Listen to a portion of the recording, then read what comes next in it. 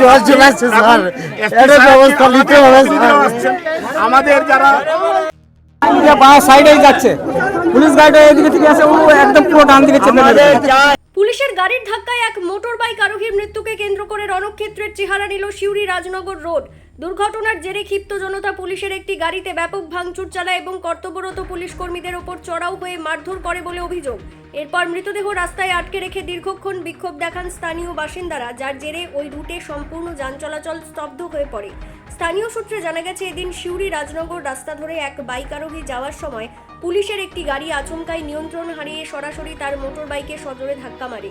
গুরুতর আঘাত পেয়ে ঘটনাস্থলেই রক্তাক্ত অবস্থায় লুটিয়ে পড়েন ওই আরোহী এবং সেখানেই তার মৃত্যু হয়। দুর্ঘটনার খবর ছড়াতেই ক্ষোভে ফেটে পড়েন এলাকার বাসিন্দারা।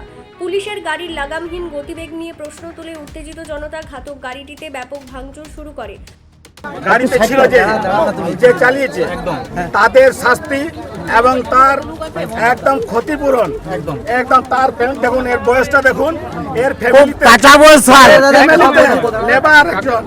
আজকে ওই গ্রামের প্রতিটি দুঃখ পায়, এই ছেলেটা উঠেছিল পরিবারকে ঠিক করে দিল, আজকে তাকে শেষ করে দিল আপনার তো মানে বিভাগের গাড়িতে। আমি বলবো অভিযোগ, ঘটনাস্থলে ডিউটিতে থাকা পুলিশ কর্মীদের তাড়া করে তাদের উপর চড়াও হওয়া হয় এবং মারধর করা হয়।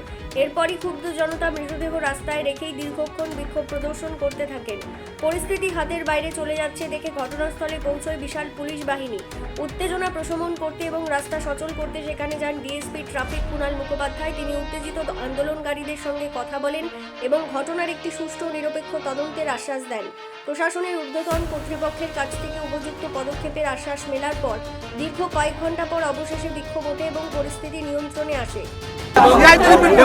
আমি একটা কথা বলছি, স্টেটমেন্ট দেওয়ার কথা আমার নেই, আমার জেলা এসপি আছে, কিন্তু আপনাদেরকে আমি বলছি আমি বলছি যেটা যে কোনো মানুষ, যে কোনো পুলিশ অফিসার, আমি সিনিয়র পুলিশ অফিসার যেটা বলতে পারি যে যা হয়েছে, আমরা যত রকমের আইনি যা কার্যকলাপ আছে, সে আমাদের ডিপার্টমেন্টের হোক বা যাই হোক, সেগুলো কিন্তু সমস্ত আইনি কাজ আমরা করবো, ঠিক আছে?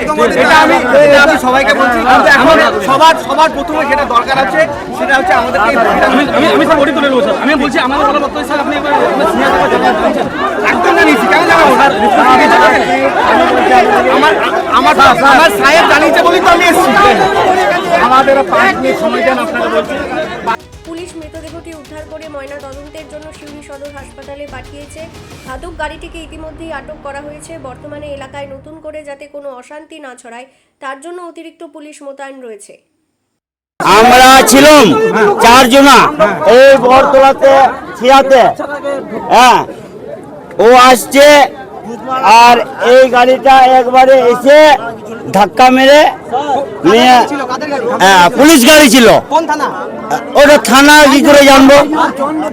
চন্দ্রপুর না কোন থানা, পুলিশ গাড়ি বেটে আমরা জানি না কোন থানা ছিল, ওটা কিন্তু বলতে পারবো।